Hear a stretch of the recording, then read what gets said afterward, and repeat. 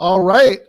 My name is Ben Burgis. This is Give Them an Argument. I am joined by a returning champ as far as being a guest on the channel in general, but first-time guest for a debate breakdown, Branko Marcetic. How are you doing, Branko? Great. Just enjoying everything collapsing all around us. Yeah. We were talking about this a little bit before we went live. It is kind of astonishing. I mean, whatever else happens, it's just really, really hard to imagine what the rest of the campaign is going to look like if Biden actually does dig in and he doesn't go anywhere. Yeah, I mean, well, you can't really take back just the nonstop stream of anchors and Democrats and various officials saying outright, this guy is clearly unfit and cannot do this. Or, the many stories that have come out about him just, what was the Carl Bernstein thing that just came out the other day, that there's been 15 to 20 incidents like this over the last year. I mean, yeah, you can't really put it back in the bottle once it's out, but then that seems like that's not really going to stop them from running him. So, yeah, that's... Yeah, I mean, it's just kind of astonishing. Even stuff like the Biden campaign sending out email blasts with poll numbers that show him losing, but other possible replacements losing even worse. Or Biden, even the next day saying in a speech, oh, I can't talk as smoothly as I used to. It's this is not normal behavior. I mean, normally if you do badly, you're supposed to just pretend that you didn't. Yeah. Well, and then also he just disappeared for a week and no one has seen or heard from him aside from that one campaign rally where he read off a teleprompter, and then he just hasn't done anything. He hasn't even talked to people in his own party. Kind of incredible. I mean, I keep waiting I want to find out what happened when in 2020, I can't remember what it was. It was shortly after the pandemic. It was somewhere between March and April 2020. And Biden just disappeared for a week. No one heard from him. No one saw him. And the excuse they gave later was, they were setting up his studio in his basement, as if, there's no possible way for him to be talking to the media unless he has all the setup he has in his basement. I mean, call me a conspiracy theorist, but to me, it seems like something strange happened there that explains why he was absent, but then we never found out about it. So I keep waiting for that news to drop.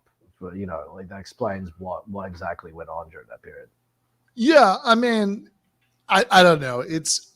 I actually had a conversation about this a few days ago with a good friend who did not watch the debate, which showed in this conversation, because he was like, oh, I mean, Obama lost, the first debate against Romney. I was like, yeah, but I watched both of those. And Obama was underwhelming in his first debate against Romney, but in a sort of oh, he should have had an extra cup of coffee beforehand sort of way. Yeah. This was, oh my God, this man is not cognitively fit to be president right now. And to, transition to the subject for tonight, as I've seen you point out several times, there are multiple ongoing wars in which the United States is deeply involved. Even though there are no, American soldiers, directly involved. One of which is against a nuclear power. So this seems like potentially bad to have a president who, I mean, according to his loose-lipped aides, who are, quoted anonymously in Axios articles, is generally cogent until about 4 p.m. Yeah. And who they can't give bad news to in his daily briefings in case he gets upset and yells at them. So they feed him misleading or incomplete information. I mean, yeah, stunning stuff. Which actually, I mean, who knows? I guess that's one report, but that explains a lot. That would definitely explain a lot. Certainly with this subject that we're tackling today. Yeah. Well, that it would. So I thought this would be interesting to watch tonight. Normally we do these on Thursdays, but just on the off chance that anybody watching this is planning to be normal and, go off and do things with people on the 4th of July that aren't watching YouTube videos, we do this on a Wednesday. And I thought this would be interesting. This would be an interesting one to watch. So this is on Counterpoints. With that's so I think so it's Ryan Grimm and Emily Polish last name I never remember. Jashinsky? There we go. Jashinsky. That sounds right. Moderating, and it is YouTube personality Vaush and libertarian podcaster Dave Smith. And the reason I thought this would be interesting is because they're doing it about the war in Ukraine, and for a long time now, I've had the weird sensation that everybody's sort of forgotten that there is a war in Ukraine. Since I think everybody can only sort of remember one war at a time, but there is, and it's not actually going great. So. I like it. It seemed like it would be interesting to watch one of the sort of few recent debates happening about it.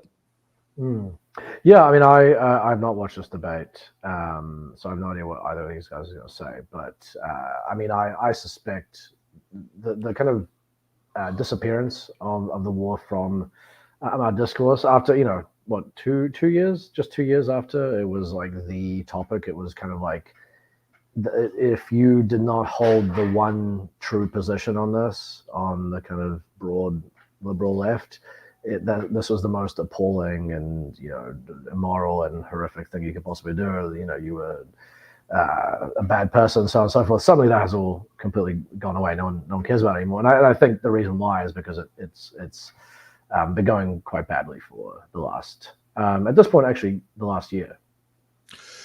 Yeah. Something maybe we can get into a little bit later is it is always interesting to see how people's positions on the two wars match up, because to my mind, in some ways they're actually quite similar, which is to say that that like their continuation causes all sorts of carnage and horror, and they're in both cases, the United States has been at the very least indifferent and very often like a direct obstacle to any sort of negotiated settlement, that would end them. I mean, there are obviously all sorts of, important things you could say about differences, but I mean, that does seem like a really important commonality. Yeah, I mean, in both the US, yes, you're right, obstacle to ceasefire, also a source of disinformation about the possibility of a ceasefire, who is responsible for not getting it, what has to be done to reach a ceasefire. Also, I mean, in both cases, I would say, that far from indifferent, the U.S. is taking a very active role in each one, and in each one, it's kind of it's really fueling both conflicts in different ways, but in ways that parallel each other for sure. So yeah, but they're thought of in two very different ways, and not just thought of in two different ways, but the course of action and the solutions to each kind of. It depends on where you are. If you're, someone on the left, you will basically take the exact opposite. You will take the stance of the people that you disagree with on one, let's say Israel. You'll take their stance on the Ukraine war, and then it's the opposite of people on the right. You will, take a kind of pro-ceasefire stance on Ukraine, and then flip that around and do the opposite on Gaza. It's very interesting. It's kind of they're both a reflection of the kind of partisan polarization that kind of like takes over every single subject in American life today. Yeah, I mean, my favorite moment in American electoral politics a little while ago was when there was the the congressional budget wranglings, and it seemed like the heartwarming compromise was that the war that Democrats want to continue to fund will continue to be funded in exchange for the war that Republicans want to continue to fund, continuing to be funded. While also, killing asylum and also putting more money into another war against China, which everyone can agree on. We can all agree that one's great, thankfully. So, it's always nice when the political parties can come together. Fair enough. All right, let's get started. War. They're not going to drive Russia out of Crimea. They're not going to drive Russia out of many of the territories that they've taken right now. We should be working toward a deal, a peaceful solution, which has been on the table several times throughout this war, and it's been the West who has been trying to squash it. Ukraine hasn't been losing. Both countries have been stalling. I don't want this conflict to end in a way that's going to guarantee the conflict reemerges in 2 years. If the line just freezes where it is right now, are we not guaranteeing another conflict in a few years? The United States of America holds all of the chips. We could offer Vladimir Putin something that would probably get him to do whatever we wanted him to do. And you know what that is, the ultimate crowning jewel for him. How about we leave NATO? All right, welcome to Counterpoints. Today, we're going to be talking about the Ukraine-Russia war. Emily, who are we going to have? Yeah, well, we have two great guests joining us. We're joined by YouTuber, live streamer Vaush, and we are joined by comedian, podcast host Dave Smith. Vaush, Dave, welcome. Thanks for joining us. My pleasure. Thanks for having us. Well, Ukraine is a timely subject to debate right now. Obviously, we're 2+ years into the war, but there have been recent escalations, and that makes it important, I think, to sort of go through some of those recent developments. For example, the U.S. recently greenlit, as many people know, strikes with U.S. weapons inside of Russia. There was the strike that Russia is blaming the U.S. for in Crimea just over the last couple of days. So I think probably a good way to begin is to give you both kind of an opening statement here. And I'll start with you, Vaush. Should the U.S. continue funding this war? And then we'll go to Dave on the same question. But go ahead first, Vaush. Yeah, I mean, I don't like the idea on a systemic level of rewarding Russia for invading a neighbor. I just think, generally speaking, that's bad for global relations, very destabilizing. I think it's important that we support any system that prevents that from happening, and not exactly a novel position. With regards to the recent development and strikes inside Russian territory, I actually think that this is, in the long run, going to be a good move for peace, just because the previous U.S. doctrine, which seemed to be provide just enough weapons to stall the war, but not like decisively concluded. I think that was actually like the worst possible decision. If Russia did an sort of like early conquest, or if Ukraine decisively held its territory, those both end the war relatively quickly. But just interminably stalling it right at the river, I don't think that would have been good in the long run. Hopefully, these increased attacks inside Russian territory, mostly, of course, the refineries that they're using to sort of gin up their war economy. Hopefully that serves as an effective long-term deterrent. I don't want this conflict to continue. I don't want civilians to die. I mean, obviously we'll have to see how things play out. Dave, go ahead. Well, of course, we should stop funding this. We never should have been funding this war to begin with. I think that in the original Cold War, which I still regard as one of the worst U.S. policies in modern American history, that did so much to ruin our country, and not to mention, like things like the Vietnam War and the millions of people who died in it. But at least in the original Cold War, I think there was always a healthy respect for the risks involved. And that all of us all sane people should recognize that the greatest priority in human history is that the United States of America and Russia do not go to war. And this was something that people in the old Cold War were very respectful of and aware of. The difference in this new Cold War environment is that no one in the upper echelons of power in America seems to have any respect for this threat, and any respect for, you could think to yourself, well, maybe this will work out in a positive way, that the U.S. is greenlighting attacks inside of Russia. Or perhaps it could be an absolute disaster. And we're playing with, when I say we're playing with fire, it's an understatement. We're flirting with potentially the most disastrous thing that could happen to the human species. If America is to have any role in this conflict, it should be working toward a peaceful negotiation. And in fact, the American role and the Western role has been to kill peaceful negotiations from the beginning of this war and to prolong the fighting. I think that, as John Mearsheimer said back in 2014, the West is leading Ukraine down the primrose path, has turned out to be the most accurate prediction on this entire conflict. And essentially, I think since the fall of the Soviet Union, American foreign policy, and just keep in mind, American foreign policy in the Clinton administration and in the W. Bush administration and Obama's administration, these are the same people who are in charge of the Middle East. And in fact, the neoconservatives were very focused on NATO expansion back in the 90s. You can go read the Project for a New American Century documents.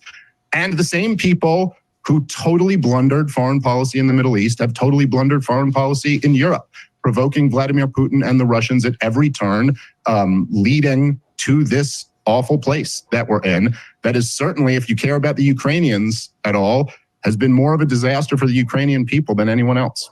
And Dave, Vaush made a point that I think you hear a lot from defenders of U.S. support for the Ukrainian war, and that is you can't allow other countries, you can't reward other countries for invading other countries. You just can't do that. We can't have that.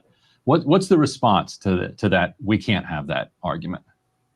Well, I mean, first, I would just point out how absurd it is that after the last 20 years of terror wars, somehow the United States of America still gets to put itself in the position of global peacemaker, as if our major concern is that bigger nations can bully smaller nations. I mean, over the last 20 years, there's been no greater purveyor of violence than the United States of America, who has imposed its will on tiny, helpless nations across the world. As far as that, yeah, it's not good that Vladimir Putin invaded Ukraine. And yes, certainly that's something we don't want to see. My argument would be that America and the West more broadly had many opportunities, many off-ramps to put this fire out or at least calm it down. And at every single turn, poured more gasoline on this fire. That ultimately resulted in the invasion in 2022. Yeah, so Vaush, how can the U.S. say with a straight face that it's not okay for other countries to invade smaller countries? Well, I think it's kind of a cowardly non-argument, because I'm not arguing in favor of the moral superiority of the United States. That'd be a ridiculous position for me to take. It's not football. We're not taking sides like, waving banners. There are two levels to this when it comes to agency. We're concerned about the broader socioeconomic and geopolitical context that led to where we are now. And that goes back to the Cold War and even earlier. If we listen to Putin's justifications for the invasion, it goes back to the borders of the Russian Empire, And then there's like the immediate decision making. We mustn't remove agency from the equation. Russia invaded, by Putin's own words, in a sort of territorial land grab. The idea that it was entirely because of a response to Western aggression or NATO posturing is ridiculous and ahistorical. But that doesn't mean the West isn't responsible for helping to create the situation we're in now. We have to balance these two justifications. Our arrogance after the end of the Cold War, the fact that rather than reaching out to Russia as a potential future ally, we ostracized, with the shock therapy, the sort of economic devastation of Eastern Europe and the former Soviet states. These contributed to an environment in which future conflict was inevitable. It was reprehensible on the part of the Western governments to participate in this. Look today at the divide between former West and Eastern Germany. I mean, the reason that East Germany is voting so heavily for the AfD is in large part because they see it as a rejection of the doctrine of the West that left them behind after reunification. These should all be taken into account. And we must acknowledge that Putin is a fascist who did a territorial land grab. Those two facts don't contradict each other. They work together to create a complete narrative. With regards to the invasion now, I agree we have to take the threat from Russia seriously. And by that, I mean, we don't want this to scale out infinitely. We don't want this to turn into a global war. That's something we have to take seriously. At the same time, we have to acknowledge Russia does too. And their constant threats of nuclear war, the fact that they started this invasion, the fact that they have been posturing and acting aggressive towards Finland, towards the Baltic states, even like ramping up aggression towards the rest of Western Europe, we must consider again their agency. Now, I think that in the long run, there is a very deleterious consequence to creating an incentive structure where Putin gets to boost his national rep, his prestige, with a successful land grab in Ukraine. I think it would have been disastrous if he could have just marched west and taken the territory, because it would have reaffirmed and rewarded all the worst possible behaviors from him. That doesn't mean I think that we should sort of do a victory lap around Russia. You know, Cold War II, let's win, let's trounce them in Ukraine. I do think that we're in a tough situation because we can't just like magically make Russia, I guess, a democracy or a country less incentivized to invade its neighbors or reclaim historical territory. It's a difficult question, which is why I don't like simple answers. So, Dave, all right. Thoughts about this initial chunk? Well, I mean, the very first thing that he said, notice, what did he say? He said, it's a reward, to Putin, I guess, to negotiate or to have some sort of a ceasefire. That is the exact same phrasing that what we heard from Netanyahu and Israel and all of the war supporters and justifiers for that horrific war in the Middle East. If you do a deal with Hamas, that's just rewarding Hamas. That's rewarding them for the attack. Of course, that's a completely ridiculous talking point. But it's a very good example of the way that the people who, like Vaush, who have decide to support this war, the way that they borrow the same talking points from basically reactionaries and then reapply it to this and sort of put a kind of progressive spin on it. There's a number of other things I would point out. I mean, he says, well, of course I don't want civilians to die. I mean, that's when but he also supports allowing Ukraine to fire into Russian territory. And of course, that's exactly what happened. I mean, one of the latest things that happened was that Ukraine used long-range missiles to attack inside Crimea, and they killed a bunch of people on a beach, including children. So I mean, it's all well and good to say, well, of course. I mean, to me, it sounds exactly like when I hear Western politicians or even Israeli politicians saying, "Oh, well, of course, every civilian casualty is of course heartbreaking. It's not what we want. It's horrible. But we have to do this." I mean, the reality is, I think you can make a very good case that this war could have been ended without having to kind of take a militaristic position that did lead to civilian casualties and to the escalation in the war that I think he's kind of underplaying. I mean, right now we're in a very, very dangerous position in this whole conflict. But those are sort of some preliminary thoughts. I mean, unfortunately, to deal with Dave Smith, I mean, I don't know what his exact politics are. You say he's a libertarian. It is disappointing to me. I mean, this is a very good example of how unfortunate it is that you have, when it comes to this particular conflict, people on the right have basically taken what are long-standing left-wing critiques. I mean, nothing he said would be out of place in a lot of not even left-wing, just liberal critiques of NATO expansion and Cold War and U.S. policy towards Russia after the Cold War. But it's being made by the person who is on the right here. And that is a very, very tragic thing I think that's happened over the course of this. Yeah. I mean, Dave's a libertarian. I've known him for a long time. I debated him twice in 2019. My basic feeling about him is that, I vehemently disagree with almost everything he thinks about domestic policy, but I think he's basically right about most of what he says about foreign policy. I think that, the Israel, Palestine, Russia, Ukraine comparison is interesting because, of course, there is the obvious difference that would be pointed to by many sort of liberals and soft leftists who disagree with, the kind of position you're taking here and the kind of position I've taken, which is, of course, that Russia, is, the more, by far the more powerful, party in, relative to Ukraine, is the aggressor, etc. Right. So those were all respects in which, the comparison is flipped, right? But yeah, there is this very strong comparison about the way that certainly the structure of the arguments used to defend keeping the war going, opposing ceasefires, etc. This, I kept having the same thought of when Vaush was talking, when he was talking about, rewarding, right? This is like the kind of thing that you hear from Israeli officials all the time about, with like, oh, see, there are all these calls for a Palestinian state, that would be rewarding Hamas for October 7th. Certainly the preview that we got earlier, is, like the little clips that they were showing at the very beginning of the stream to preview it. There's this whole argument about how, well, in the long term, you're not going to have, like if Russia like sort of gets away with it, right? That you're just going to have conflict continuing to break out is very, very similar to the arguments that people will make against ending, the war in Gaza, before the job is done. And certainly, certainly like the Vaush hasn't really done this yet. I've seen a little bit in the chat, but the sort of immediate impulse to go to, atrocities, right? What about the mass graves?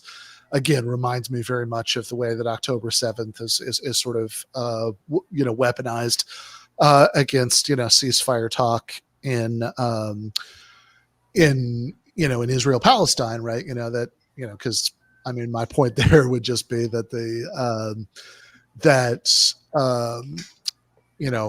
yes, atrocities by the enemy are real, but if you want there to be less of them, right, then that's a reason to not want the war to stop, to keep going forever, right? Rather than to want the war to stop going forever. But the other thing I just did want to touch on was about the other comparison that Dave raised in his opening statement, especially, which was to the original Cold War, because this has really been on my mind a lot, like kind of continually since it started, like how crazy the headlines that you see all the time about U.S. involvement in the war in Ukraine would have seemed, certainly during the Cold War, but even much more recently, right? That like that. I don't know. Do you remember the movie Charlie Wilson's War? Yeah. So there's a line in that movie where they're talking about funneling weapons to the proto-Taliban to fight the Soviet Union that really struck me when I watched it again recently, where they talk about how, oh, well, they can't just be American-made weapons because that's the sort of thing that can turn the Cold War hot. There has to be plausible deniability. I just thought, man, we've come a long way since then. Yeah. No, this is the current policy is wildly radical compared to what was going on in the Cold War. We think of the Cold War as this time of kind of like hysteria and irrationality, kind of militaristic irrationality, that people weren't thinking straight, that you had all these kind of crazy hawks either in power or littered throughout the media making kind of Dr. Strangelove-like arguments. And that was true to an extent, but it's actually a lot more true of the current era.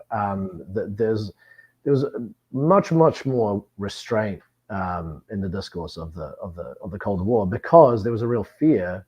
I think because of partly World War II. I think also because of the Cuban Missile Crisis. There was a lot more fear of nuclear war. And actually, George Beebe at the Quincy Institute recently wrote a piece for Time talking about the escalation happening right now. And one of the things he talked about was, Russian officials, what they're talking about is Americans seem to have lost the fear of nuclear war. And so that's why you kind of see this constant push to just continue going further and further. If there isn't a sort of retaliation on the Russian side, that means we can keep going. And so what happens in that situation if one side is no longer worried about about things going nuclear. It's sort of if you talk about perverse incentives, it creates an incentive for the other side to do something drastic to prove that it's kind of that it can put its money where its mouth is. That's not just sort of all bark and no bite. So it's what we're seeing right now in this debate is actually a very good example of the way that I think discourse on national security and kind of U.S.-Russia relations has really gone off the deep end compared to what we consider some of the most dangerous decades in U.S. and global history. Yeah, I mean, you wrote an article year before last, for Current Affairs about 1956 that I always think about in this connection because, so in 1956, for people who don't remember, assume very few people watching actually remember 1956, but people who don't remember the history, there was a revolution in Hungary, like a democratic socialist sort of revolution that was crushed by, that was crushed by Soviet tanks. And of course, everybody in the West condemned the invasion, but you sort of talk about the kind of discussion at the time about what the limits of possible U.S. response would be. It's just unthinkably different. No, Eisenhower's position, Eisenhower, again, someone who had served in World War II, someone who had a first-hand knowledge and understanding of war, but also someone who had lived through some of the most brutal and horrific wars of the century. His position was, I want to avoid this from becoming something bigger. So he basically took the position of, we're not going to get involved. I mean, actually, I think he took it way further than you needed to. I mean, he didn't even want to send humanitarian aid to Hungary just in case. But that was out of an abundance of caution to want to avoid conflict with the Soviet Union. I mean, what he should have done, what the solution would have been, was to negotiate something with the Soviet Union to ensure Hungary's neutrality, to basically turn it into Austria or Finland, and that would have been a good solution. But unfortunately, he chose not to do that either. So he kind of did what you might say is the worst of both worlds, where he just kind of allowed them the Soviets to put down the rebellion, and he did it under a lot of pressure to do otherwise. But now he would probably be called, absurdly, he would be called a tanky, which would have been something that only extremists like John Birch Society might have called him at that time. But now that has become kind of a sort of go-to phrase for people to just describe anyone who advises for restraint or even non-intervention in this particular conflict.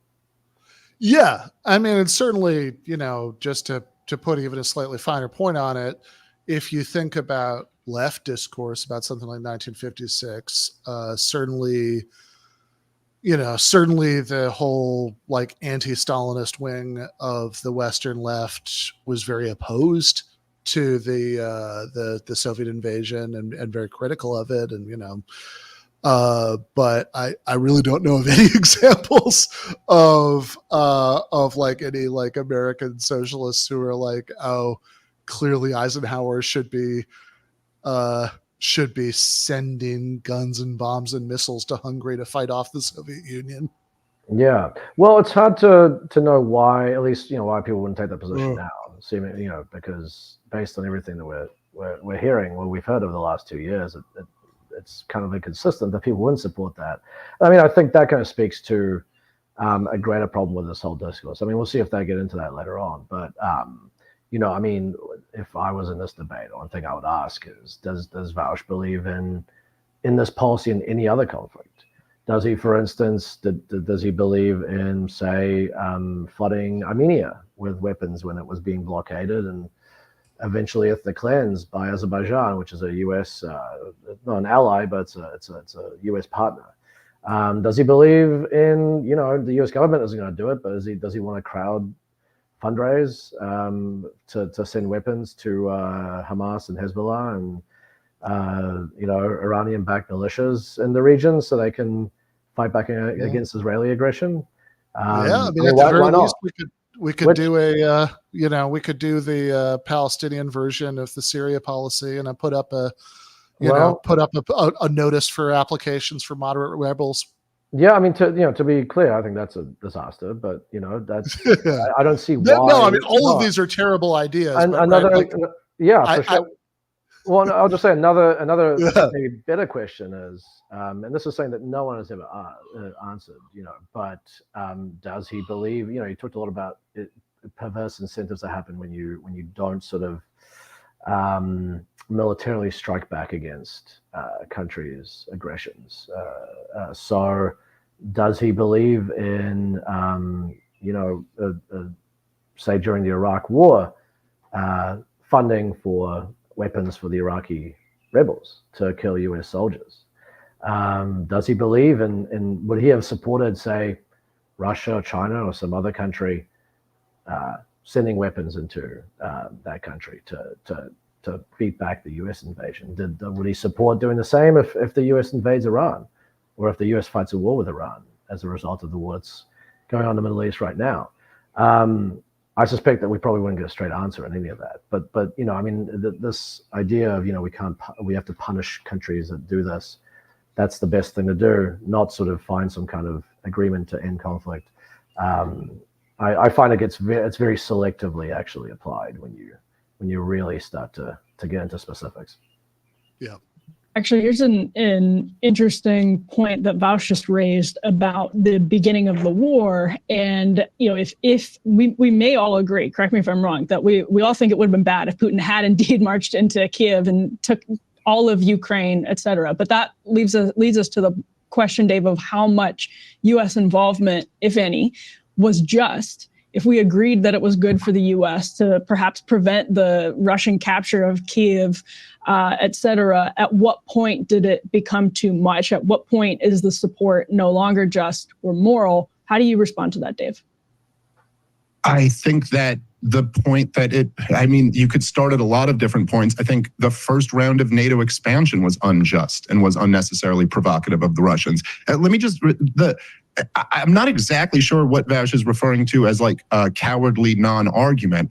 I simply was directly responding to Ryan's point. If you have a serial killer who's killed far more people than another serial killer, and they claim that they're trying to stop a serial killer because they're so against killing, it's reasonable to point out that no, this is in fact not what's motivating U.S. foreign policy, that no, the butcherers of Iraq and Afghanistan and Syria and Somalia and Libya and Yemen are not actually motivated by some sense of we can't let big guys pick on little guys. Let's have an honest conversation about what's really motivating this policy. And it has been, since the collapse of the Soviet Union, to increase the power of the American empire. And Russia has always been seen as a force that's outside of the American empire. That's what's been motivating American foreign policy. This is what we're living through here, is largely the neoconservative doctrine. It was the worst thing that ever happened in the history of our country, is that after we became probably the first ever true global superpower, about 10 years later, the neoconservatives got control of our foreign policy.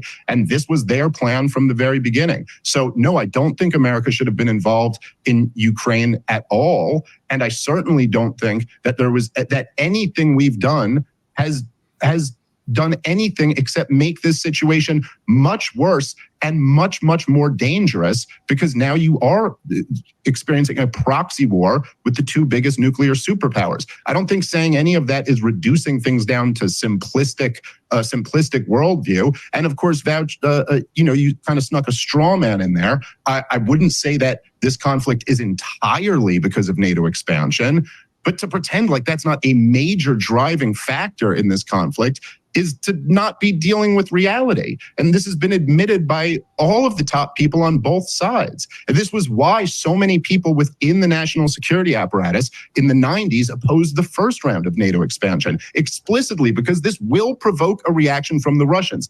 Through the years, the Russians have been crystal clear that Ukraine was their red line. Thanks to the greatest journalist of the 21st century, the hero Julian Assange, who is thankfully now a free man. We know that the current head of the CIA, Burns, told Condoleezza Rice this explicitly, that this was a red line, and not a red line in the way that America makes up red lines. Like Obama will say, if Assad uses a certain type of weapon on his people, that's a red line for us. It's all just ridiculous. This is a red line in a true sense, in the sense that Jack Kennedy said, putting nuclear missiles in Cuba is a red line for us. We will blow up the world if you try to do that. Vladimir Putin, and as Burns pointed out, not just Vladimir Putin, the entire Russian establishment has been unanimous on this, that they will not tolerate Ukrainian entry to NATO. And look, it's not justified or reasonable for Vladimir Putin to have launched this war, but on the scale of geopolitical demands, the demand that Ukraine cannot be a part of the American empire's military alliance was a fairly reasonable one. And we could have avoided this whole war by just committing to that.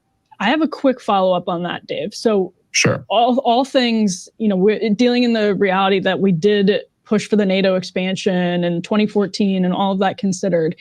Is your position that there should have been like basically zero aid, military, whatever else, government aid to Ukraine after the invasion a couple of years back? Like basically just none. Absolutely. If there was any role for the Americans to play, it would have been trying to negotiate an end to the war. Unfortunately, if you're putting me in the hypothetical of like, you can't change anything before this, but you're already here, we had probably blown all of that goodwill, and there were better parties who would have been more suited for that.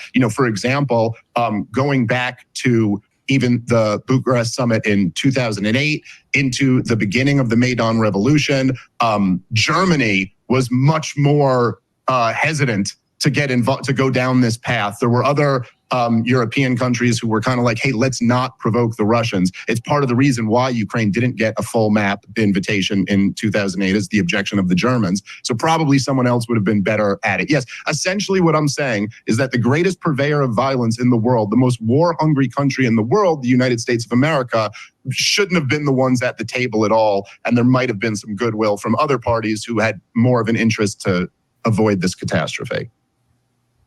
And if I may, there are elements of this that I guess don't make sense to me. First of all, the claim that America's decision-making is based on it trying to expand its own geopolitical power rather than any altruistic interest. That's true, but that's also the case for all countries. That's basic IR theory. So the idea of like, well, this neocon theory of America expanding its interest, that's just nation states. Russia's doing that right now. India's doing that. China's doing that. Everyone's doing that. We're better at it because we're a superpower, of course. But that's like a fundamental rule of national exchange. I don't think that it's really a moral question. It's a matter of material conditions in a basic Marxist sense. Who's motivated by what and where they are. In the modern world, the imperial sphere of influence extends to the entire planet. American jets can reach any part of the world in 24 hours. Everyone's can if they have jets. There's no we get the nation next to us, which makes me think the idea that Ukraine is more innately in the Russian sphere of influence I think it's a little bit old hat. At the end of the day, the people in Ukraine were interested in closer relations with the EU, and that is ultimately what triggered everything from Euromaidan, Yanukovych fleeing the annexation of Crimea, the invasion of the Donbass following the invasion of Ukraine broadly. This is, again, a complicated situation. I don't mean to detract from the influence that Western arrogance had in it. I would never try to do that. But I do think that your roadmap for how things should have progressed from an American perspective following the 2022 invasion is misguided, because I don't think the world would be any farther from annihilation if Russia had simply marched westward, taken Kyiv, and we had a bunch of ginned up Russian soldiers right up against the border of Poland. Having just successfully annexed former Soviet/Russian imperial territory. You could imagine the propaganda coming out of the Kremlin about how they're reuniting their people. They're sort of expanding the Russian interest in a Duginist ethnic sense, reclaiming the empire. I think that the incentive structure behind that would be really bad. That you're basically you're throwing chum into the water for sharks. Putin is expansionist. He's been sort of preempting this for a long time with Georgia. With his behavior with the Chechens. I don't think that would bring us any closer to peace. Now, is the current path we're on right now the best possible road? obviously nothing we ever do is the best possible road, but I think it's closer to threading that line than just letting them march westward with them. What I'm interested in, I guess, is practical solutions now, outside of just letting Ukraine get annexed, which I really don't think would have been good for world peace in the long run, even if it would have quickly ended the conflict.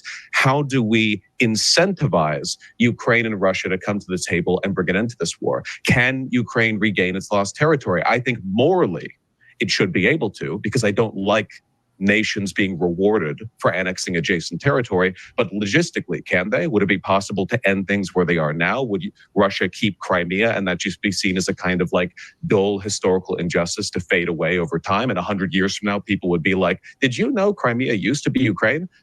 I don't know.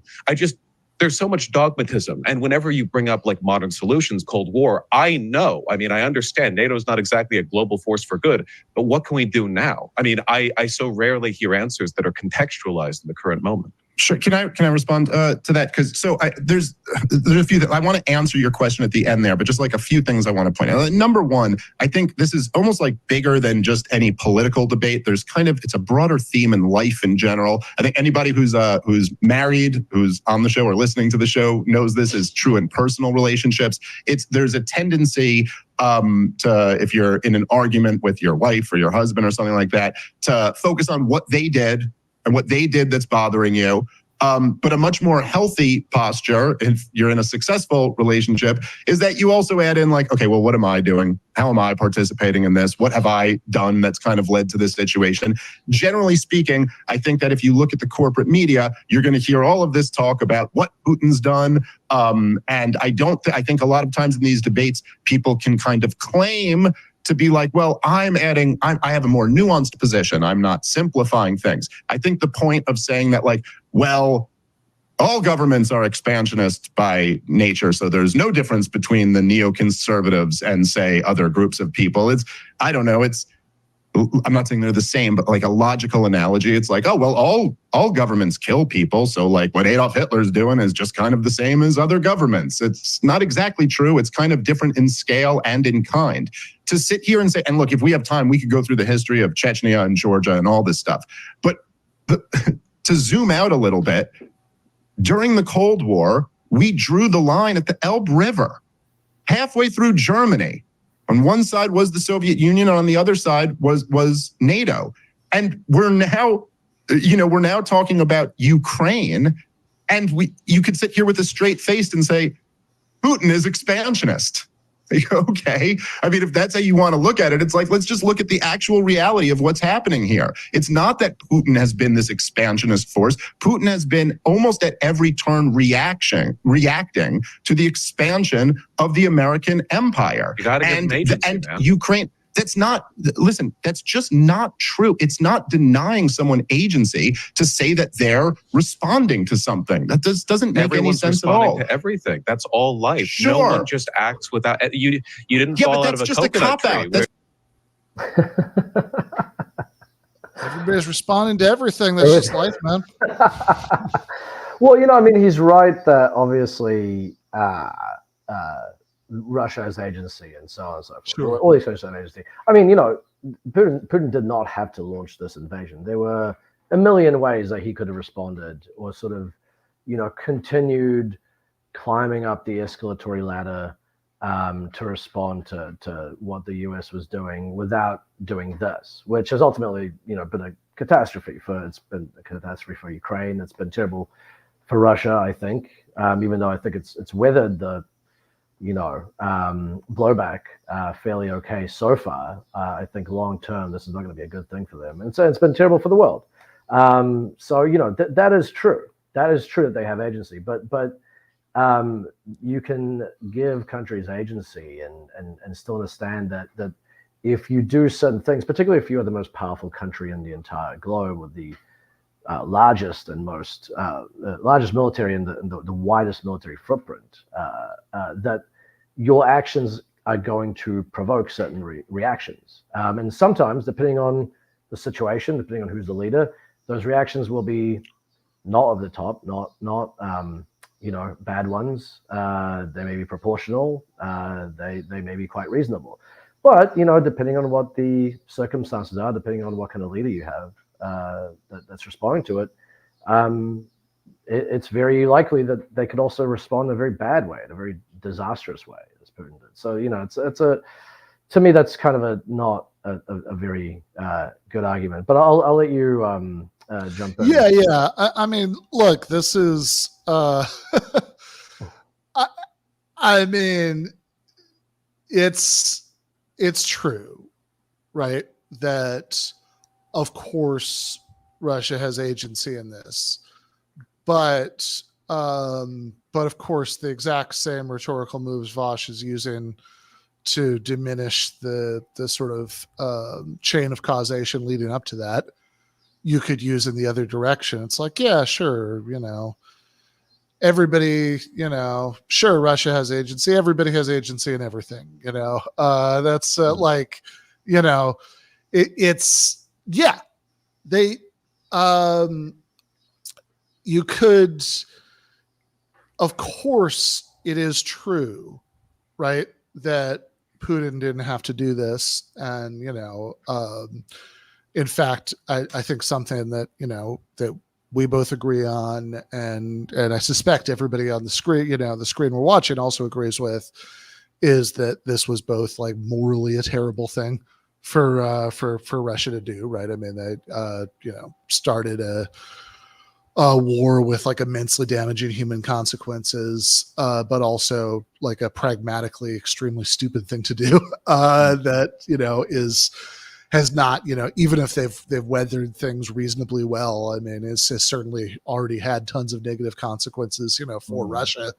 I mean, this is kind of why just before the war started, like, 99% of analysts in the world said, oh, they're not going to invade, because it seems so obvious that it would be dumb for them to invade. But, sometimes states, including, major states, do dumb self-destructive things, right? God knows the United States does. So I think that's all true, but I think that the kind of, I mean, this is like, yeah, everybody is responding to everything all the time. Like, man, this just sounds like, the kind of thing that somebody would say if they got really high before they went to intro to philosophy class. Like, Well, let me give you maybe a good example of like why this is just, it's not even so much a weak argument as just kind of a distraction to me. Like the Cuban Missile Crisis. Is it true that the United States, the U.S. officials had agency in that situation? They didn't have to respond by threatening to blow up the world? Yes, absolutely, of course. And thankfully, because of basically JFK and maybe two other people, the clear-headed thinking of them, we were able to avoid that situation.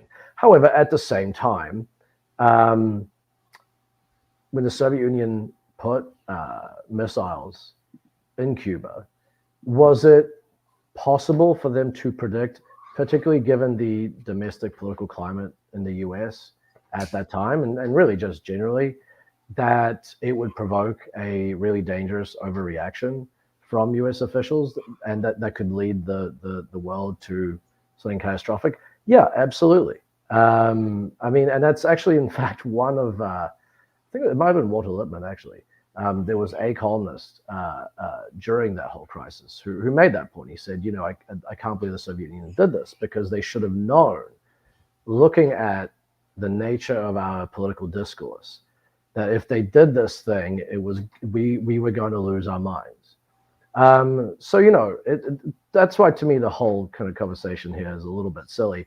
But, I think where this debate is at the moment kind of takes me to what I dislike about the way that this entire debate, I'm not saying that this particular video, but in general, entirely is done, because it becomes, the marriage metaphor they use is good, but what I don't like about it is that it becomes this finger pointing game. And the real question should be, rather than having this kind of competition of who's more at fault here, who's the worst country, what's the worst government, so on and so forth, it really should be a discussion. What is the most sane policy going forward that would, take the world to a place of stability and relative calm, and lead to the least amount of death and carnage, and that to do that, you sort of have to, not entirely, but I think you have to kind of get away a little bit from the finger pointing, at least insofar, I think that's important to locate causes for stuff, but otherwise beyond that, it starts being unhelpful, I think. Yeah, I mean, so there, the thing that most frustrated me about the kind of arguments that I would get into about Ukraine right after the war started was that I felt like we were back in like 2002 in the sense that it suddenly became like really controversial to try to make a distinction between causation and moral justification. That, like if you said that, enemies had like rationally, like decipherable motives for doing what they do, that meant that you were justifying their actions. And, this is a really basic distinction, right? Because if you want to understand why something happened, right, you can look at the causal backstory of that without actually saying it justifies anything that anybody has done. That's a separate subject, right?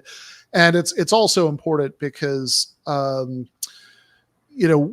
we're thinking about this stuff, people, I mean, I think maybe this is some of what you're talking about when you talk about finger pointing. I think a lot of people have been trained to think of politics just entirely in terms of like sort of who to feel moral rage against. Yeah. And I think it's really unhelpful, right? Not that moral rage isn't, sometimes or often justified, but I think you just need to be able to separate these questions, and it also, and then of course when we're thinking about foreign policy, you should be primarily thinking about the foreign policy of the the government that you are at least theoretically in some position to influence, right? That this is even if that influence is frustratingly little, right? Like you have almost definitionally none for the decision making of enemy countries, right? So if if we were Russian dissidents, it would make perfect sense to focus on to focus on opposing the decision making of Vladimir Putin, and to spend a lot of time talking about the things that provoked American responses, etc., which would all be true, right? But if you're if you're an American, you can, like, it doesn't involve denying the sort of moral objections to things that enemies of the United States do. Say, yeah, but like the thing that you're in a position to influence, the thing that you should be thinking about is, primarily is what the U.S. has done, right? So like, is what the United States doing, something that's going to lead to, to more or less war and carnage, going on, right? And that's entire. You could say no. You could say it's likely to lead to more, and that's completely consistent with agreeing to normative objections to various things that Vladimir Putin does, various things that Hamas does, etc. But these are actors that that we just don't have. That we just don't have ways of influencing, right? Like the question for us is whether we approve of what the United States is doing in response. Yeah. I mean, there's a few factual things that were in there that I don't even know if there's much point in going into, but around kind of the idea that this all came from where Ukraine wanted to go to the West, and Russia didn't want to go, and so that's all that happened. I mean, it's a much more complicated story than that. I mean, Ukraine is a divided country, was and Right. is, and it was not true that the entire country wanted to go to the West, and it's not even true necessarily that the reason why you have the Maidan revolution and Yanukovych being deposed. I don't know what Vaush called him, Yanukovych or something, but the reason why you had that happen is because basically Moscow gave them a much better deal, and he took that deal, and one half of the country rebelled, and they deposed the guy, and the other half of the country that had voted for him were outraged that the guy that they had elected had been kind of deposed, beyond the electoral system. There was something with Crimea as well. I mean, Crimea. I think he says Crimea belongs to Ukraine. I mean, Crimea is a very complicated territory. I mean, its history is not just it belongs to Ukraine. I mean, it was kind of given to Ukraine by Khrushchev, and I mean, before then, very long, hairy history there too. But it's a very difficult situation because let's fast forward to beyond the Cold War. There's been a lot of polling and elections that show actually a lot of people in Ukraine feel like they're more part of Russia than Ukraine. Does that mean that it was justified what Putin did in 2014 to just annex it? No, of course not. But if we're just talking about moral questions here, it's far from clear to me that the idea that Ukraine reclaiming Crimea is kind of some sort of great moral crusade. Especially when they don't seem to consider the people that live there,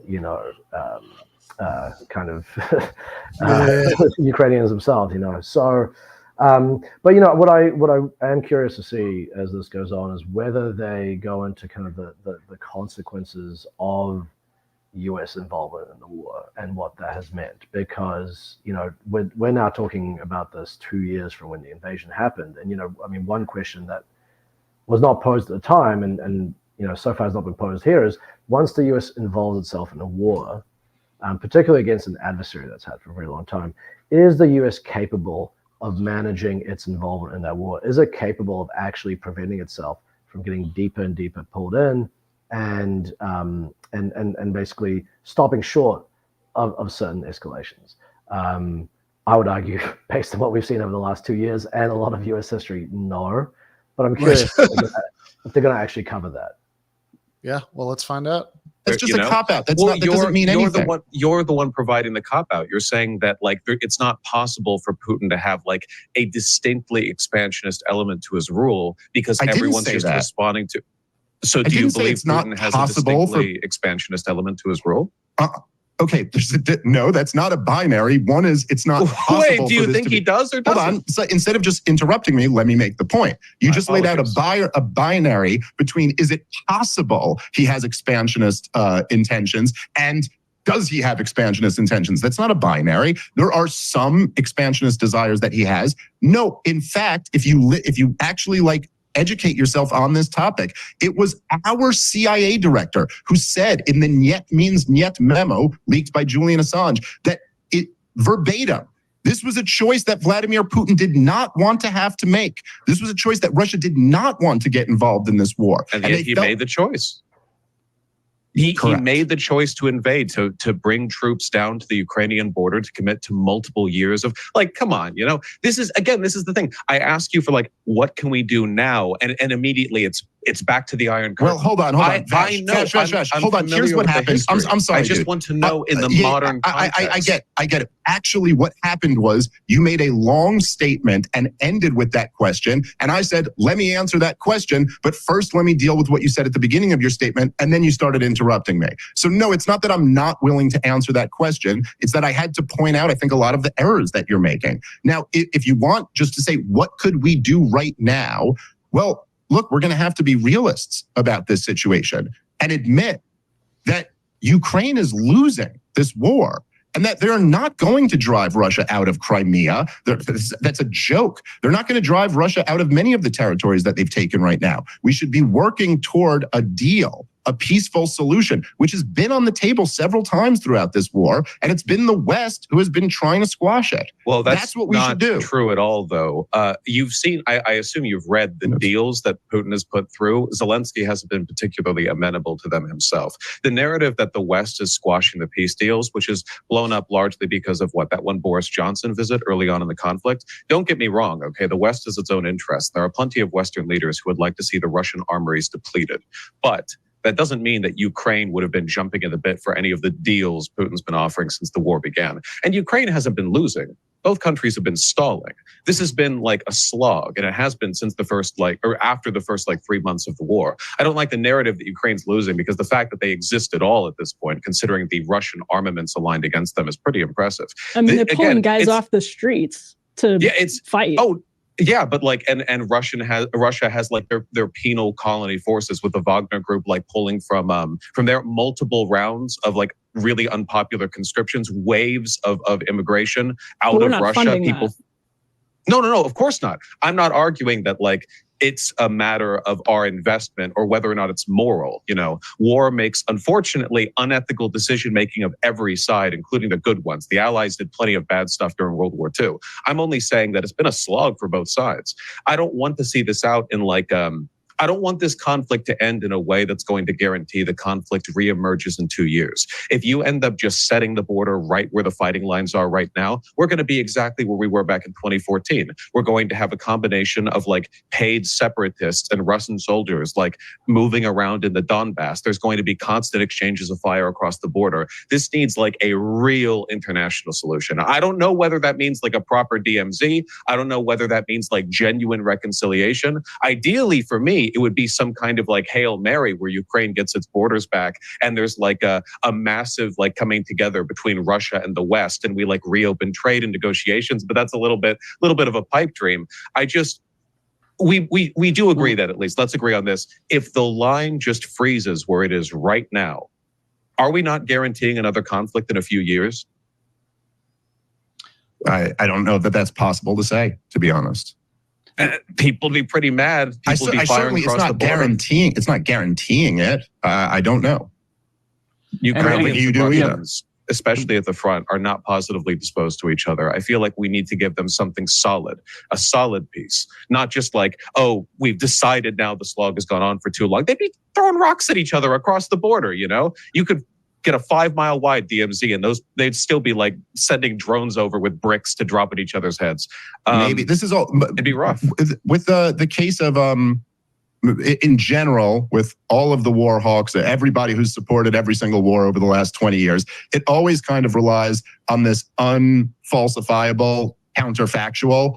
Oh, if we didn't do this, then Vladimir Putin would be invading Poland right now. Or if the lines were drawn where they are, they'd be throwing rocks at each other or something. It's very hard to say. I think the one thing that, I think it's, again, to rely on a counterfactual, if that's what we're doing. I think the truth is that there were a lot of much better options. There were off-ramps all throughout the path to get here. And the truth is that if you want to go back to 2014, the West should not have gotten involved the way that it did. That it was such a provocation to back the overthrow of a democratically elected government. All you have to do is think to yourself and just be honest here. We're in the past. Well, hold on. Let me just finish my point.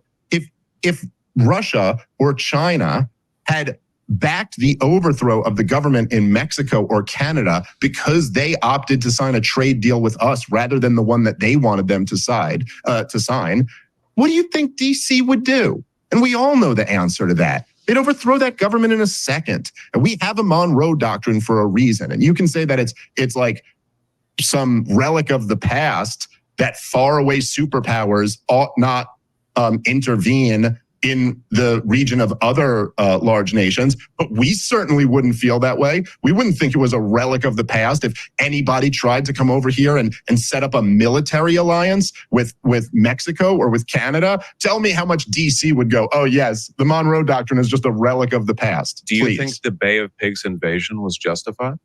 No. Because the Soviets invested economically and militarily into a country that is just off our coast during a time of heightened international conflict. They knew that it would antagonize us. We already had strained relationship with Castro, even though we didn't initially, of course, because we recognized that he was a much better leader for the Cuban people than the man he replaced. Do you not think the Soviets antagonized us in a way much comparable to what we have done with NATO and Ukraine? Like, yes, again, they did. Okay. So do you think then following the Bay of Pigs? Well, wait. This isn't a gotcha. This is a gotcha. I think it's an interesting question, because I do think the Soviets were a little bit wacky with how they handled Cuba. But I feel like in retrospect, we don't talk about the Bay of Pigs invasion as an inevitable consequence of expansionist Soviet investment in spite of our national interest. See, we think about it as like Kennedy's mistake, you know? Right. Okay. But see, a lot of the reason why we think of it as Kennedy's mistake is the logistics of it. By the way, if you really want to get into it, it wasn't Kennedy's mistake as much as it was he followed CIA's. the previous administration. But regardless of any of that, see, what you asked me is if I thought the Bay of Pigs was justified. And I would also say that, no, I don't think Vladimir Putin's invasion of Ukraine was justified. Do I think that the Soviets and the Cubans were taking a provocative stance against the United States of America? Of course. Did those provocations lead to the Bay of Pigs?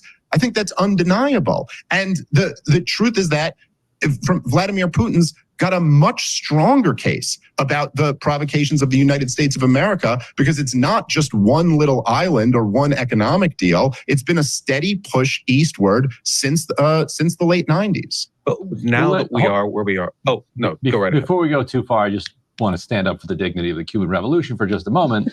Please. Least surprising development. Yeah, it was not a Soviet project. This was an organic Cuban project against the corrupt elites in Cuba. Fidel Castro, in the beginning, thought he could maintain some decent relations with the United States. It was Che Guevara who witnessed in 1954. He was in Guatemala when the U.S. overthrew Arbenz, and he was the one always saying to Fidel Castro, "You're not going to be able to work with the Yankees. Like, it's not possible." Castro wanted to. Like, he was like, "Look, no, these guys are corrupt. You know, I'm George Washington here." It was only when it became impossible for the Cubans to work, for the Cuban revolutionaries to work with the U.S., that they went in the Soviet direction. And in fact, Ryan, doesn't make it just, but go ahead, Dave. Well, correct me if I'm wrong. Correct me if I'm wrong about this, but I also believe that Castro had been rejecting communism up to the point that the U.S. started putting embargoes on him before he then said, "Oh yeah, I'm a communist." And so you could certainly argue that we drove him into the hands of the Soviets. Right. Yeah, and I think it plays further into the broader dynamic where basically everybody acts as a reaction to previous acts. Very rarely does something, sort of come up whole cloth. You almost always, even for the United States, I mean, with all of our power and might, we are still responding to, the actions and decision-making of agents that are of themselves responding to others. In the world today, where we are now, because there are a million places that I could have turned the clocks back and changed history and brought us to a different point. For me personally, the big line wasn't with NATO; it was with economic investment in Russia and the shock therapy.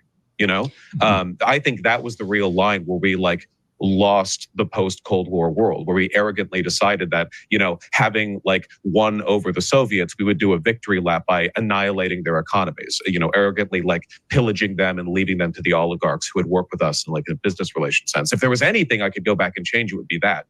I'm not really particularly fussed about NATO in particular. Military alliances are always going to carry with them, let's say, problematic elements. NATO is just the Western military alliance, everything that insinuates and carries. If we got along with Russia properly, maybe all of this could have been avoided. I mean, hell, it could have extended far enough east. We could be on better relations with China. We wouldn't have people like Trump trying to constantly push for a second Cold War with the tariff. And well, Biden did that too recently with the electric vehicles. So I guess everybody wants a Cold War with China. Things could have been better. Started with Obama. Yeah, no, because we need a foreign threat. We need a foreign threat. Exactly. Russia wasn't doing it for us, and they're certainly not going to be doing it now. Partly because. So let me just say, because I think there's something almost being lost here where, look, that technically speaking, you are right that everybody is reacting. And you are right that every nation is, I'm a radical libertarian. I think basically, essentially all governments are criminal organizations. So you don't have to convince me on that. the thing here that separates things is that after 1991, America became the first global superpower. The level of power, it's funny, I have to explain this to a leftist, but the level of power that America had was totally asymmetrical to anything else. And I'm just hearing this for the first time. Right. And so yes, it is like, it is true that there are all of these different nations that are reacting to different things. However, if you actually look at the role that the United States of America played, and then think about it from, say, the Russian perspective, that this is not something that you, and you may say from your perspective that, the NATO military alliance isn't your biggest concern. Okay, but it is the Russians. And you have to see from their perspective that they would see this as a threat that they cannot live with. And the fact is that the idea of Ukrainian entry into NATO was something that was floated out for years. And not just in 2008 at the Bucharest summit where they announced that Ukraine and Georgia would be joining NATO, but for years after that. And then more and more involvement, especially after the coup in 2014, joint military exercises with NATO and the Ukrainian military, which is part of the reason why Vladimir Putin did not have such a quick, decisive victory right away, as he probably would have before that time period. But that from the Russian perspective, you have the global empire, the most war-hungry country in the world, very clearly committed to encirclement. Obviously, this is going to be a recipe for disaster. And yet, Ukraine's desire to be protected by NATO has been validated by Russia's expansionism. Well, okay, can I just a couple of quick go lines? ahead. I just want to finish that point if I may. Again, you say Russia's greatest fear is NATO. Ukraine's greatest fear was Russia. Who ended up being more justified? Well, okay, so fear? NATO hasn't invaded Russia. Russia did invade Ukraine. There's no getting away from it. At the end of the day.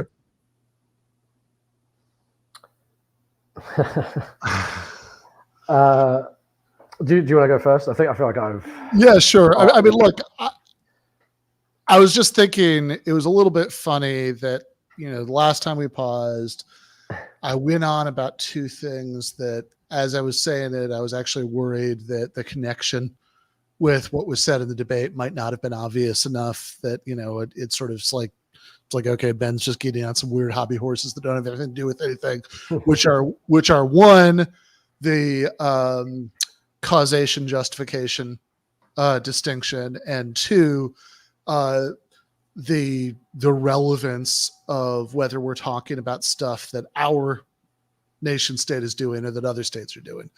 And I felt better about that when Vaush started talking about the Bay of Pigs and the Cuban Missile Crisis and all that, because I think that certainly, at least on one of those 2 points, I think Dave responded exactly appropriately, and he didn't really follow up on the other one, which is like, yeah, look, you can think that certainly, I mean, I think bringing in the Bay of Pigs and the way he did was like a little confused. I think it'd be like a clearer analogy if you just stuck to the missile crisis, that, you could think that the Soviet Union was, doing something by putting the missiles in Cuba that played an obvious, predictable role in the sequence of cause and effect leading up to, the crisis, while also thinking that it was like not justifiable for Kennedy to respond to it, by, bringing the world to the brink of Armageddon. And again, perspective matters here, right? Like, if you're on the Politburo, it would make perfect sense to focus on, guys, is it really a good idea to put missiles in Cuba? Aren't we worried about what the Americans might do in response? Isn't this foolhardy? And that would make sense. But if you are an American and you're arguing about what, you're arguing about, whether we should pressure our government to stop doing what it's doing in response, then it's like, no, it's neither here nor there, right? That the Cubans, that this, that like the Soviets were acting recklessly by doing this, right? Like this is, you can think two thoughts at the same time here, right? Like it's bad for another party to do what they did. It was certainly, reckless or foolhardy for another party to do what they did. But also, if as a citizen of a particular country, you want that country, you want to oppose the things that country does, that make the world a worse place, that lead to more war and violence, then I think that's just obviously the correct priority scheme. So like the stuff, like the stuff that Vaush is saying, it seems really funny to me because earlier in the debate, he said, "Oh, well, I don't want to talk about like the things the United States has done because, you're just kind of trying to make it a team sport." Right. But then at the point that we paused at, I mean, man, if this is not making it a team sport, right? It's like, oh, well, the Russians' greatest fear was Ukraine, was NATO. Ukrainians' greatest fear was Russia. Who was more right? It's like, okay, what does that have to do with anything? Like, yes, sure, fair enough, conceded, right?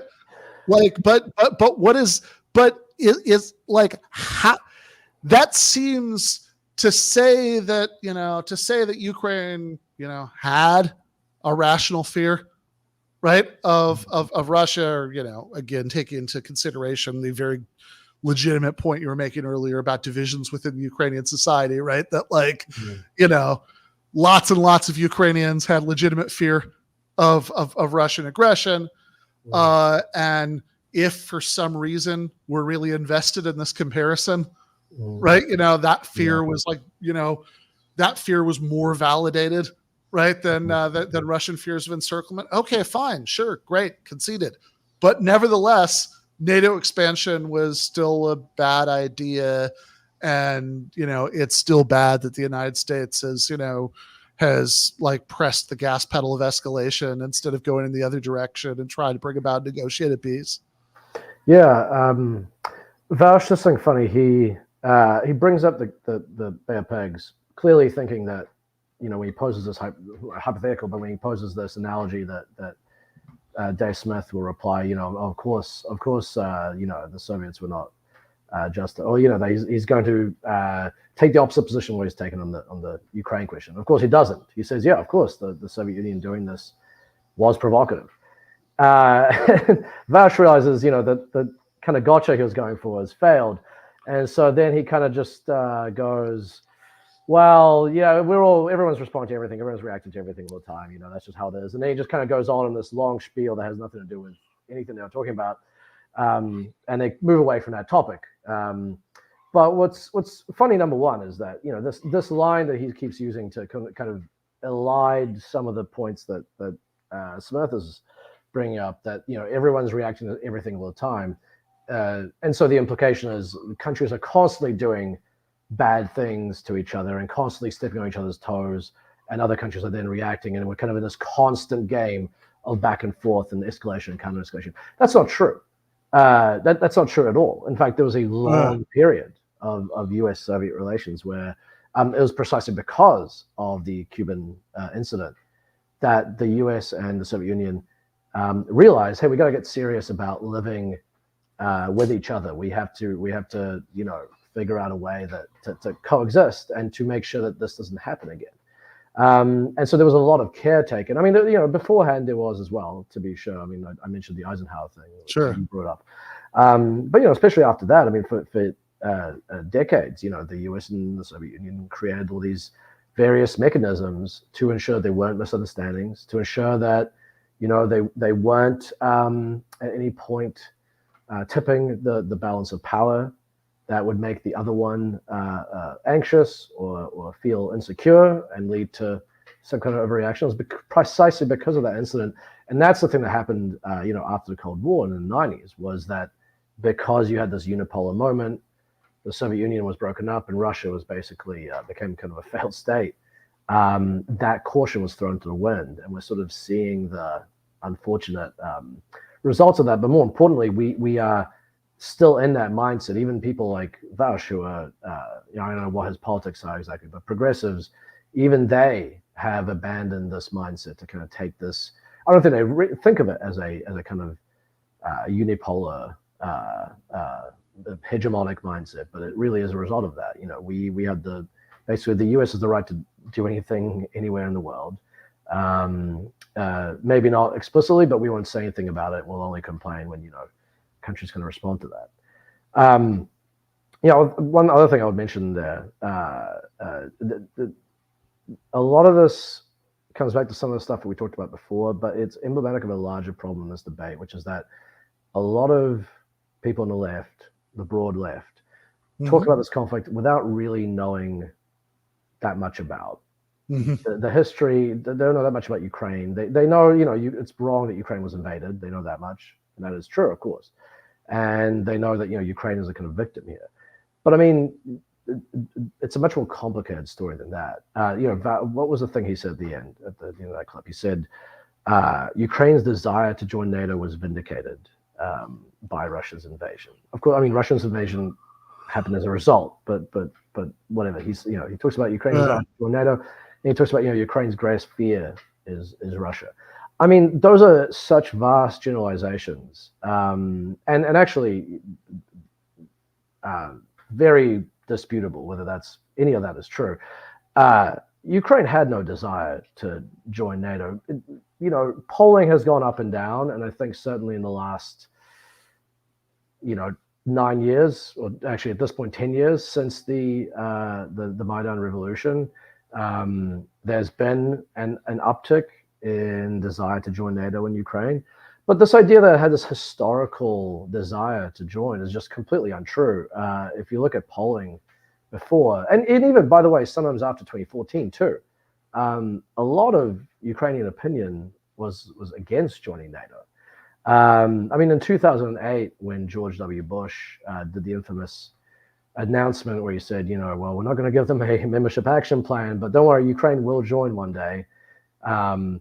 There was big protests in Kiev. People were setting fire to the American flag in the streets. People were not for it. It was actually a majority against joining NATO. And in fact, actually, I mean, I wrote a piece about this. Because of the WikiLeaks diplomatic cables that were released, I went through and read, hundreds of these things about the issue of NATO expansion. And one of the things that comes up is that you have U.S. officials talking with Ukrainian officials, including, by the way, Yanukovych, these supposedly pro-Russian or, the Russian plant president who got overthrown, where U.S. officials are talking about how do we realize public opinion is not there for Ukraine to be pro-NATO. What can we do to massage this? What can we do to shift this in our direction?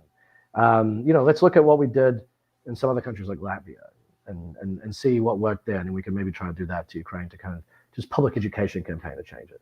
So this idea, that Ukraine wanted to join NATO, so therefore everything that's happening now is just an organic reflection of what the country wants. I think it's a very cheap tactic. I don't think necessarily the people making it know that it's a tactic. I think they just don't have a very good familiarity with this stuff. And by the way, I'm not saying I'm an expert, but sure. I have read and written enough about this that I know that the complexities here. And the same thing, this idea that Ukraine, Russia's its greatest fear. I mean, there's definitely a segment of Ukrainian society, a very large segment that does view Russia as the enemy. It does resent, being under Russian influence, and it resented being part of the Soviet Union. There's also a large part of Ukrainian society that viewed being the Soviet Union as kind of a golden age of Ukraine, that views Russians in the same way that kind of Putin talks about Ukrainians as kind of a brotherly people, that doesn't see Russia as an enemy. That actually relies in large part on trade and economic links with Russia to be able to, survive. And it happens, what was happening in the left debate on this is that the left has inadvertently, by not knowing really that much about this topic, it has kind of taken the view of the sort of like Western Ukrainian nationalist position. It's essentially taken one side, adopted the viewpoint of one side of a national division and ultimately a civil war, and presents it as kind of the total national picture, and that's not really true. But Vaush is a good example. What he's saying here is a good example of the way that trend in the US and Western discourse on this. Yeah. This powder keg was ignited by Russia. And here we are now today with the gunpowder having already left the blaze. Where do we move forward? Because I keep asking, I feel like it's always like I said before we started the show, you may recall, whenever I debate Israel, you say it's wrong to genocide these 30,000 such and such Palestinians. And then the people you argue with, the Zionists, they'll go, oh, but what about Camp David? What about the Accords? They draw back into history because they want to avoid the question today.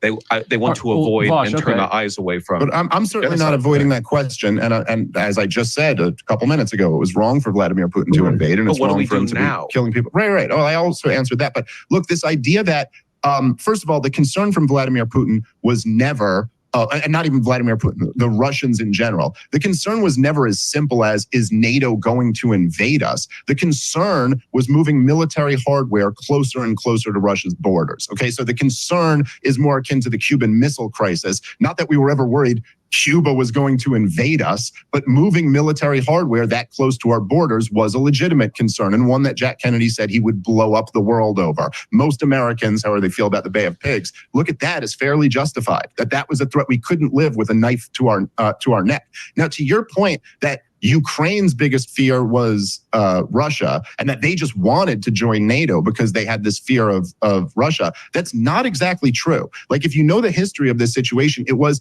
in 2000, I think it's 2008. So it might have been 2006. But there was the State Department admitted that one of the big problems they had is that Ukrainian entry into NATO was just not popular in Ukraine. They estimated that it was about 30%. And so they embarked on a campaign. They literally said, we need the NED and we need the USAID to intervene more to get this support up for NATO membership amongst the Ukrainians. It's not, look, Yanukovych was elected in 2010, and these elections were verified by the EU, because we're all, neoconservatives are such believers in democracy, but only in the places where we feel like we need to import democracy to. I don't think not necessarily in Ukraine. The legitimacy of those results. Well, okay, but I'm saying it's not as simple as saying that overwhelmingly the Ukrainian people just wanted to join NATO, and DC was just, respecting the wishes of the Ukrainian people. That's not what's happening. I'm never saying that the West is acting out of altruism. I would never be that silly. And I'm not. No, but that's not I'm saying that your point that Ukraine just wanted to join NATO because they feared Russia. But let's turn the clock forward, right? The Russian economy was stalling. The EU's economy was booming. The Ukrainian people were more interested in economic ties with the EU than they were with Russia. Yanukovych, against the will of the people, and yes, he was democratically elected. Democratically elected leaders can do unpopular things. That's life.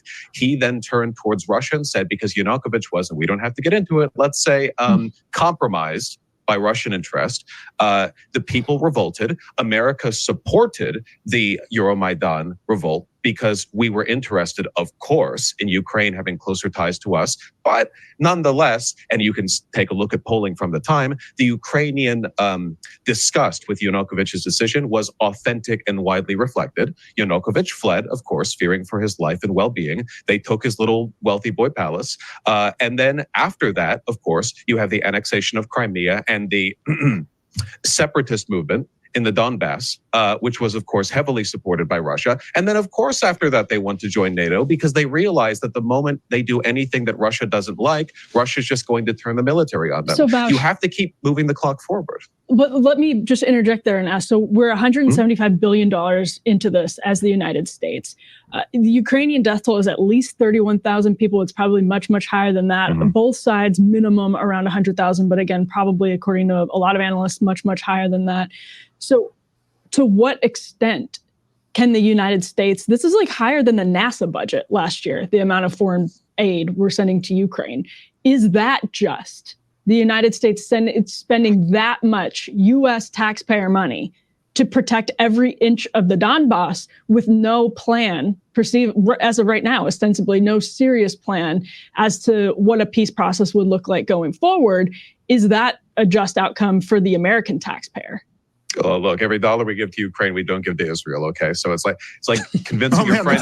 That's the best argument I've heard. Yeah, right. It's like convincing your friend to spend money on cigarettes, not fentanyl. But I agree that Washington should have a more decisive plan. The lack of a plan, which is a common pattern, by the way, with both the United States and also Netanyahu. So not a fan of that tendency on all sides, is problematic to me. Like I said, now, if we just froze the war where it is, because of course, Russia, like Putin's peace deals are basically just like forfeit the territory you've lost up until this month. They're not like real conciliatory deals, right? Which of course, Putin wants to keep the territory that he's gained. I think that if we just took that, if we pressured Ukraine into taking that, a war would break out again within a year, 2 years maybe, because you would have like the military buildup on either side of the DMZ would be like the greatest. Vaush, sorry. Yeah, you started the conversation talking about not wanting this to be a stalemate that goes on forever. So last year we had this much vaunted counteroffensive. At the time, there were tens of thousands of younger Ukrainian troops who were alive and were well trained. They were well equipped. They launched this massive, much anticipated counteroffensive. It was a complete disaster, led to an enormous loss of life and a loss of equipment. And so to your question of what do we do next, like why is it the case that a new counteroffensive with older, less well-trained Ukrainian troops and less well-equipped troops would be able to succeed against a more fortified Russian military, while the previous one failed? In other words, like, what is this Hail Mary that you're talking about that could change the calculation on the ground to such an extent that it's worth it to continue throwing Ukrainian men and women into the maw of this war? Well, I don't like the term throwing, only because they are, of course, engaged in it, right? They're not just being they're being grabbed in many cases and literally thrown. 45-year-old men. Well, literally thrown. Yes. Ukrainian morale, or at least interest in continuing the war, is still high, but that sort of nitpick aside, I would only say, the Hail Mary is something that I hope for. It's not something that I think is guaranteed. With the introduction of ATACMS and other relatively long-ranged, munitions, we have the ability to sort of provide Ukraine the option to strike at depots, refineries, and facilities that are closer to the sort of back lines of the conflict. And that has had like a massive effect in the past 4 or 5 months since that was introduced. I don't know whether that's going to be a game changer in the war in the long run. I hope that it is, because ultimately I do think that a conciliatory position from Russia would be a better way of ending this conflict than one in which things just freeze as they are now. The DMZ buildup along the line that people settled on right now would be catastrophic, and I think it would just guarantee further war. My hope, and this is, I know, perhaps a little naive of me, but I still have a little bit in me that hopes for this. My hope is that eventually, following the expansion of Ukraine's ability to strike at further back targets, this becomes increasingly economically untenable for Russia. There's pressure from both sides. Hey, this has gone on long enough. We literally can't keep this going anymore. We're both on fumes. And like two exhausted boxers on the 14th round, they both collapse into each other's arms. And, they have a Christmas Day in World War I. There's a moment where for a second things get rough enough, long enough that they collapse and they just can't do it anymore. And maybe the world breathes a sigh of peace as they finally do settle on whatever line they're at that point. I think it's quite a dangerous game to play, man. I mean, I know it was the neocons. All dangerous, right? Well, sure, but I'm just saying, it was the neocons' hope that if you overthrew Saddam Hussein, democracy would sweep the region, and that would have been nice, I guess. But the hope that if they strike inside of Russia, that will make Russia realize that, this war just has cost us a little bit too much, and we sure should knock off this war business. That's quite a risky game to play. There's a couple of things that I want to. Well, let me just respond to a couple things you said there, because things that I think are pretty interesting. So, number one, just a couple points of correction. I mean, I know I said it was a good point in jest, but no, it's not true that every dollar that goes to Ukraine is a dollar that doesn't go to Israel. I mean, as you know, we print money out of thin air, and the U.S. government is quite fine to spend well beyond its means. So no, they can deficit finance through fiat currency both of these wars at the same time. Now, what that's going to do to our dollar? Equipment too, not just money. Sure. Yeah, no, mostly we're just bribing the military-industrial complex and sending old weapons over there. However, there is, as you brought up the talk of agency before, it is true that individuals have agency. It's also true that there's such a thing as moral hazard. So if I were to just say, I'll start giving, hey, Ryan, I'm going to start giving you $1 million a month. And then you quit your job and you sit at home and I go, look, he doesn't want to work. He doesn't want to work. He wants to stay home. He doesn't want to do it. It's like, well, yeah, okay, there is some truth to that, but might that have, the Ukrainians just want to fight. Okay, but might that have something to do with the blank check that they've received from the world? So the whole point here, right, is that, and this is true with Israel and with Ukraine, what happens is that when the biggest bully in the history of the world, the U.S. empire, says, we got your back, people get a lot braver than they otherwise would. If Israel didn't have unconditional support from the United States of America, they'd be forced to make a deal with some of their neighbors. And same with Ukraine. You say like, oh, if the war ended, Ukraine would just be ready to fight Russia again in a few years without our backing, without us arming them, without all of Europe behind them. No, they wouldn't, because they know it's a fight they couldn't possibly win. Dave, what's a riskier game to play? I mean, I think I know what your answer would be to this, but what's a riskier game to play?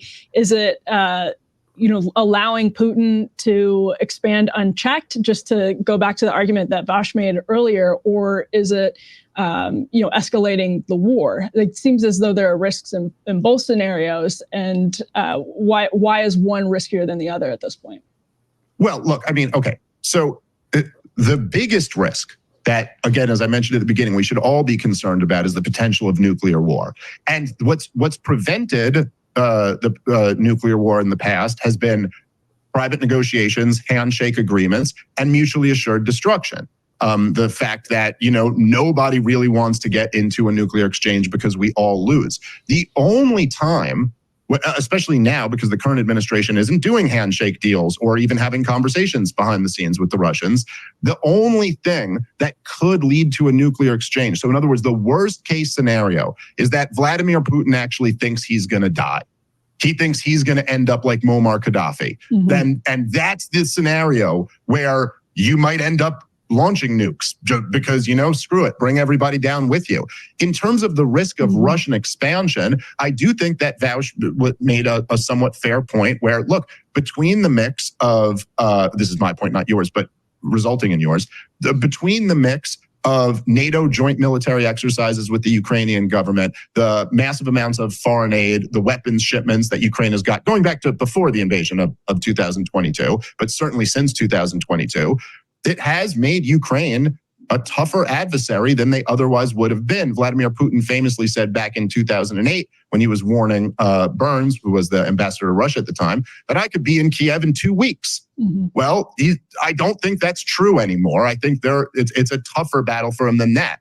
But then also, you think because he ends up getting the eastern part of Ukraine, that he's moving on Poland after that? I just think there's absolutely no reason to think that that's the situation. I don't think, but the bottom line is that he's right next to Poland. It seems like, given the history of NATO and everything else, that's pretty dangerous too.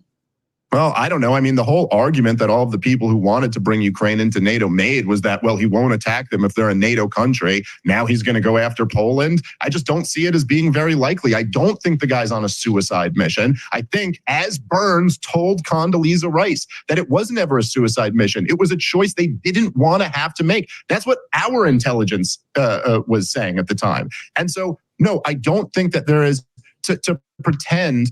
Look, I think American expansionism has been more of a threat to the American Republic than anything else. The idea that Putin is somehow some type of existential threat to America, I think, is, aside from the nuclear question, just not true. I think that there has been an effort for many years now by the entire political class and the entire corporate media to demonize Vladimir Putin in oftentimes the most cartoonish, ridiculous ways. He stole the election in 2016. He's got bounties on U.S. soldiers' heads in Afghanistan. Now, from our perspective here, right, people like in, say, this alternative media space like Breaking Points is in, we all kind of laugh and mock this stuff.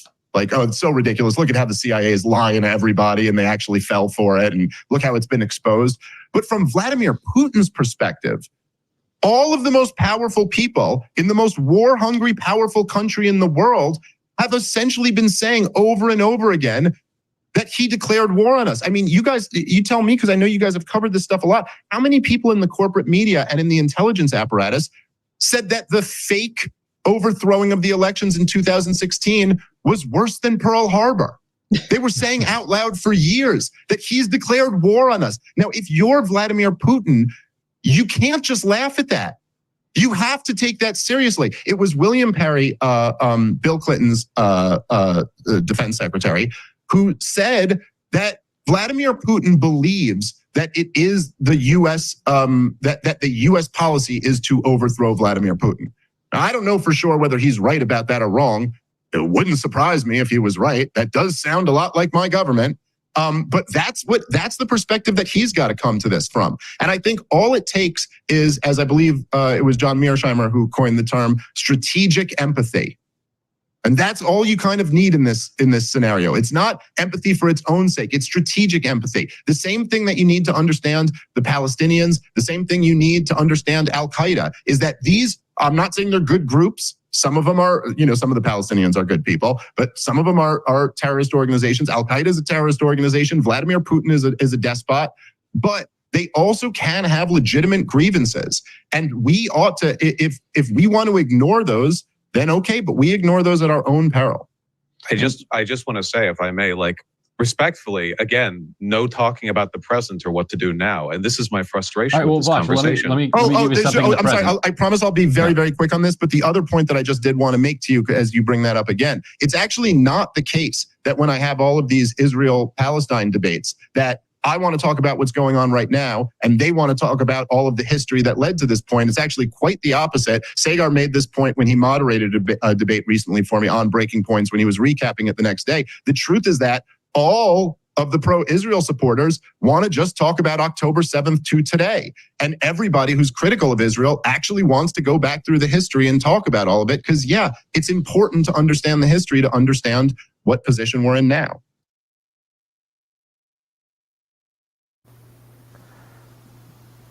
Yeah. Yeah. Yeah, please. Do you want to kick us off? Sure. I mean, I think so far, what we have, I guess 20 minutes left of this debate. I mean, what is missing, I think, from the Dave Smith side, and what I think he has not really done a good job of hitting on is, Vaush has brought this thing a number of times. What happens now? And he's made the point several times that a peace deal is either like impossible or was impossible and now is undesirable. That what needs to happen is it'd be better if Ukraine is able to reclaim some territory, and so therefore, otherwise, if you freeze the conflict, it will just inevitably erupt again immediately, basically. Dave has not really responded to that. And I think that actually is the most important argument about this thing. It's the fact that it not only could have been brought to a close, relatively calmly in the first few months of the war. It could have been done the same at towards the end of 2022 too. And since then, there's been several more opportunities that have been missed. And related to that, this is another thing that Dave has not done in this debate, which is kind of his sort of ceded ground to Vaush. Vaush argues everything from the position of, I'm doing this. What I'm saying is in the best interest of Ukraine. It's what Ukrainians want, so on and so forth. And what they want is endless war. They want to, be sent to die or lose a limb or have their children or relatives killed. And so I'm actually on Ukraine's side. When the reality is,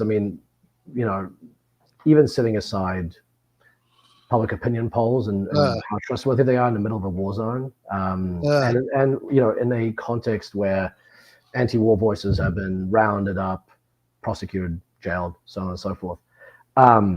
It's just right now what we are seeing, what we are getting reports of is thousands of people fleeing the country, protests against conscription, people fighting press gangs on the streets. It shows that there actually is not this idea that there's this kind of eternal enthusiasm to just fight and fight and fight forever is just not really true. But the thing is, Dave is not making that point. He's not making the point that making a peace deal or some kind of ceasefire deal would be in the best interest of Ukraine, which has been absolutely contrary to what Vaush is saying, where, both sides are losing. No, Ukraine is being, to use John Misha's words, wrecked. What is happening to the country is so bad, and it's going to, have effects that last decades, possibly generations. And so he really should not allow Vaush to kind of have the ground of I'm the one who's speaking for the best interests of Ukraine. It's a ceasefire position that's in the best interest, but he has not made that case at all. And I think he's, at this point, he's kind of gone off on a bit of a tangent. I'm not really sure where all this is totally going, to be honest. I guess it's about strategic empathy, but I don't know, relevant, but not quite the most important thing to talk about. Yeah.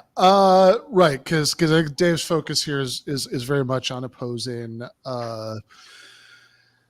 current U.S. policy and sort of showing how it led us to where we are, and sort of being critical of the continued arms shipments.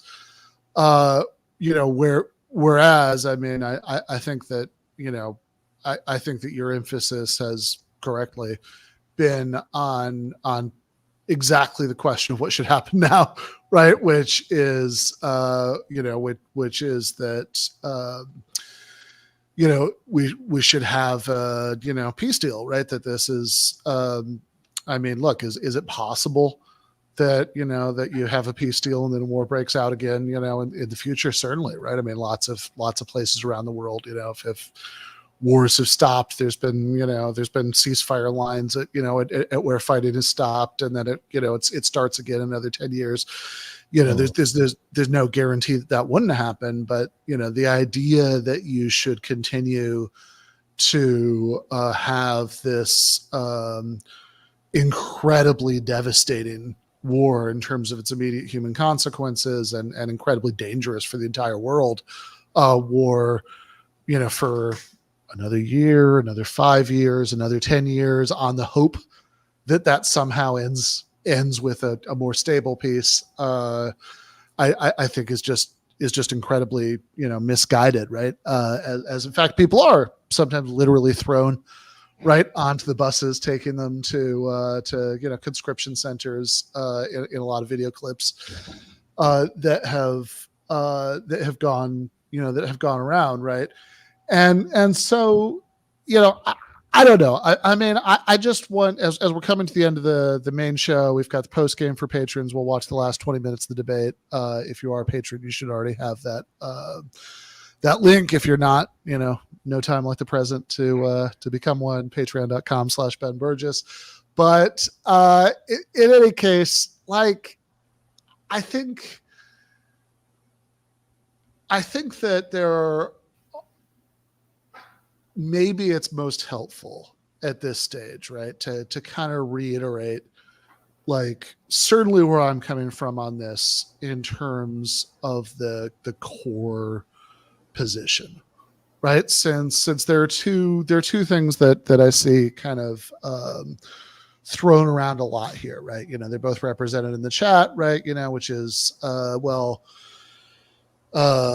you have to sort of listen to what Ukrainians, say, right? Do whatever they want, which I would just point out is not something that anybody would really consistently apply around the world, right? That anytime any group of people or country is a victim of oppression or aggression, that that you should just then have whatever policy towards that would sort of most please people who are in that position, right? Even assuming let's just bracket all the points about the repression of anti-war voices in Ukraine and censorship and jailing and all that stuff, and assume current polls are all correct, etc.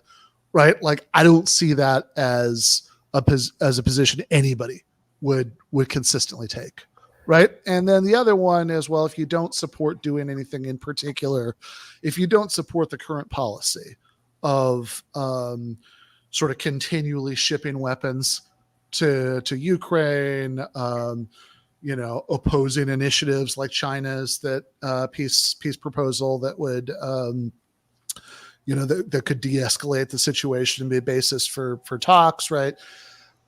Then you must really be an apologist for Russian imperialism. That you must really not, even if you say that you condemn Russia's invasion, that you're against it. You're really not, right?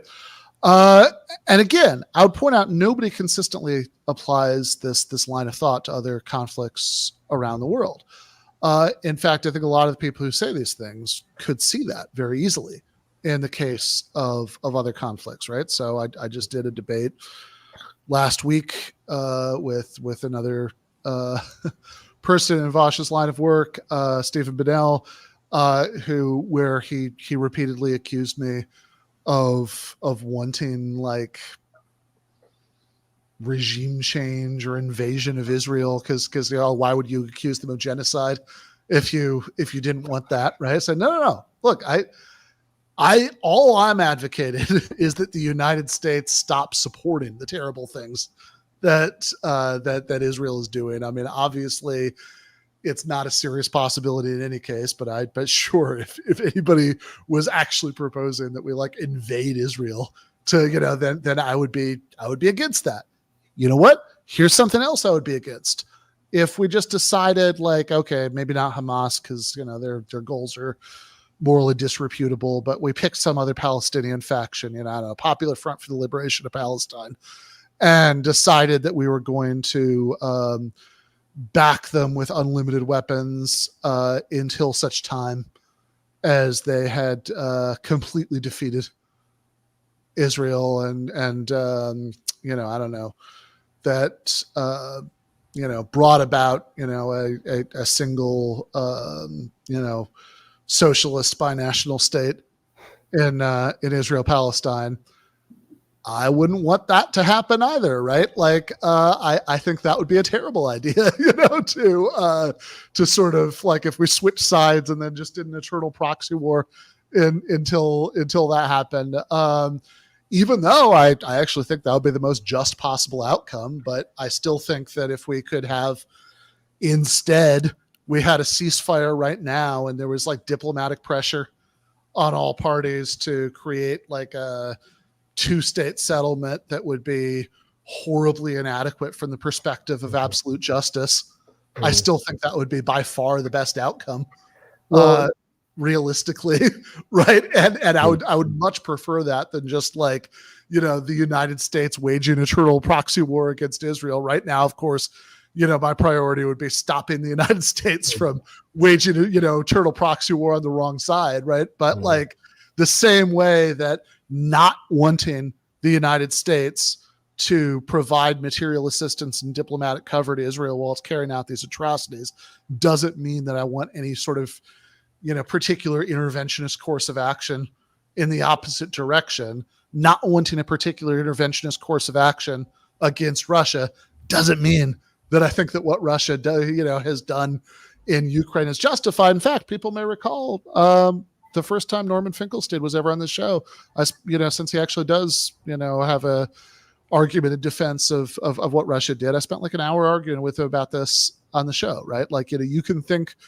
multiple things at the same time, right? That, that Russia's invasion was wrong and that it's a terrible idea to respond to it in this way. And it would be better to have a ceasefire and a probably messy and inadequate deal. Just like you can think that,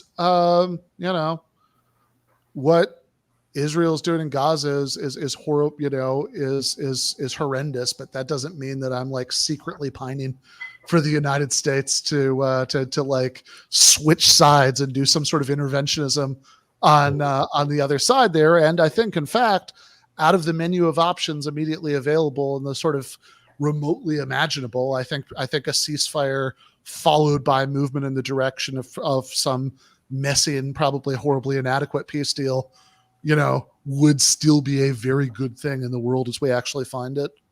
Yeah, I mean, I think we have 30 seconds here, but just to be clear, like if the US in some fancy land backed a Palestinian militia to destroy the Israeli state and set up a Palestinian one, what would happen is that the Palestinians would be wiped out as a people because Israel would use its weapons to slaughter everyone in Palestine. I mean, that's basically the kind of position. That's the conundrum of this war too. Is that you can talk about like you want to push things, you want to get Russia to negotiate until they're sort of humiliating them enough, or potentially even threatening them with state collapse, as the US has. But that also leads to a position where they very likely could resort to the kind of their last resort, the last kind of vestiges of their power, which is their nuclear stockpile. So I mean, the problem is that these are problems that don't really have military solutions, but we want to solve them militarily because I think sometimes that can feel morally satisfying. But it's not smart, and it's an open question how moral it is if it leads to or risks the potential murder of millions, if not hundreds of millions of people, if not billions. Yeah, no, I think that's exactly right. Like, yeah, just to sort of pithily restate the part of it I really want to circle and underline here of what you just said, right? That in the fantasy scenario where the United States was going to switch allegiances in the Israel-Palestine conflict and do the equivalent of the Ukraine policy on behalf of Palestinians, one of the many reasons that would be a terrible idea, right? I mean, is that it would actually make things much worse for the Palestinians realistically. Yeah.